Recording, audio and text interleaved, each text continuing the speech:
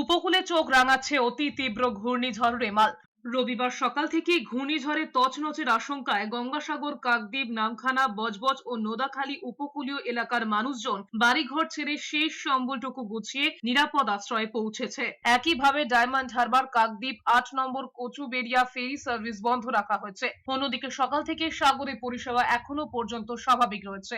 একইভাবে রেমাল মোকাবিলার জন্য জেলা সদর তমলুকে খোলা রয়েছে কন্ট্রোল রুম। জেলা প্রশাসন সূত্রে খবর, পূর্ব মেদিনীপুর জেলার 25টি বিডিও অফিসেই খোলা হয়েছে দুর্যোগ মোকাবিলা দফতর। চলছে বিশেষ নজরদারি। পাশাপাশি সতর্ক করা হয়েছে নদী ও সমুদ্রের ধারে থাকা মানুষজনকে। সমুদ্রে নামতে নিষেধাজ্ঞা জারি করা হয়েছে পর্যটক ও মৎস্যজীবীদের। কোলাঘাট, গেউখালী, হলদিয়া, নন্দীগ্রাম, খেজুরি, জুনপুট, মন্দারমণি, তাজপুর, শঙ্করপুর, দীঘায় চলছে বিশেষ নজরদারি। পাশাপাশি উপকূল রক্ষী বাহিনীও বাড়তি নজর রেখেছে। এর পাশাপাশি রেমাল সতর্কতায় হলদিয়া কোস্ট গার্ডের পক্ষ থেকে রিমোট অপারেটিং স্টেশনের ভিডিও বার্তার মাধ্যমে মাঝ সমুদ্র থেকে মাছ ধরা নৌকা এবং ট্রেলারকে ফিরে আসার জন্য নির্দেশ জানানো হচ্ছে।